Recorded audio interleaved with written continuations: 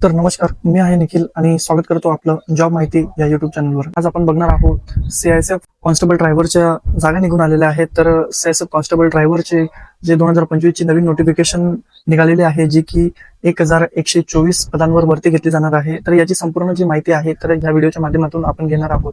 तर यामध्ये आपण ज्या पण महत्वपूर्ण तारखा असतील त्या सर्वात अगोदर बघू. आपली वयोमर्यादा काय लागणार आहे, शैक्षणिक पात्रता काय लागणार आहे, अर्जासाठीची शुल्क, शारीरिक मोजमाप चाचणी असणार आहे, त्यामध्ये आपल्या शरीराची काय पात्रता असायला हवी, पण पोस्ट असणार आहे, त्यानुसार किती जागा निघालेल्या आहेत, निवड प्रक्रिया असणार आहे. हे तर ही संपूर्ण माहिती या व्हिडिओच्या माध्यमातून आज आपण जाणून घेणार आहोत. तर सर्वात अगोदर आपण जाणून घेऊ की महत्वपूर्ण तारखा काय काय दिल्या गेलेल्या आहेत. तर सर्वात अगोदर ऑनलाईन ऍप्लिकेशन तुम्हाला सीआयएसएफ कॉन्स्टेबल 1124 या पदांसाठी करता येणार आहे. त्यानंतर अर्जासाठी सुरुवात 3 फेब्रुवारी 2025 रोजी होणार आहे.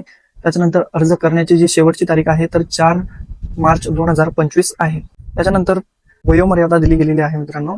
तर या फॉर्मसाठी जी वयोमर्यादा आपली घेतली जाणार आहे तर 4 मार्च 2025 पर्यंत आपली वयोमर्यादा लक्षात घेतली जाणार आहे, ज्यामध्ये की तुमचे वय हे 21 वर्षापासून ते 27 वय वर्षापर्यंत असायला हवे. अर्जासाठी शैक्षणिक जी पात्रता आहे, उमेदवार हा मान्यताप्राप्त बोर्डामधून 10वी उत्तीर्ण असणे आवश्यक आहे, कुठल्याही मान्यताप्राप्त बोर्डातून, आणि उमेदवाराकडे ड्रायव्हिंग लायसन्स असणे ते आवश्यक आहे.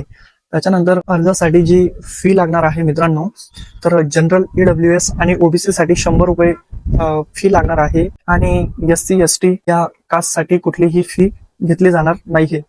त्याच्यानंतर मित्रांनो, फिजिकल टेस्ट ज्या वेळेला होणार आहे तर फिजिकल पात्रता काय असायला हवी किंवा मग शारीरिक पात्रता काय असायला हवी, जेणेकरून तुम्ही फिजिकल पास करू शकतात. तर मित्रांनो, तुम्हाला सीआयएसएफ कॉन्स्टेबल ड्रायव्हर हे 1124 पद आहेत. तर यांच्यामध्ये तुम्हाला शरीराची जी उंची आहे तर तुमची उंची लागणार आहे 167 सेंटीमीटर, आणि चेस्ट ही लागणार आहे तुमची न फुगवता 80 आणि फुगवून 5 सेंटीमीटर तुम्हाला फुलवायची आहे, जेणेकरून तुमची चेस्ट ही 5 इंच फुलल्यानंतर ही पात्र ठरणार आहे.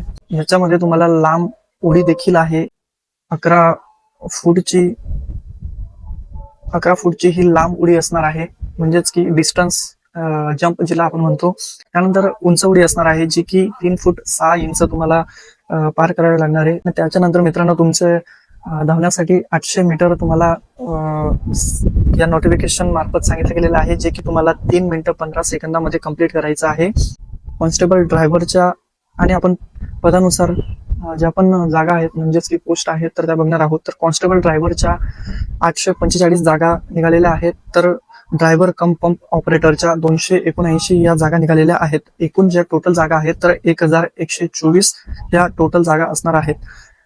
तुम्हाला जर डिटेल बेस याची इन्फॉर्मेशन हवी असेल तर तुम्ही सीएसएफच्या ऑफिशियल वेबसाईटला जाऊन कॅटेगरी वाईज जागा बघू शकणार आहात.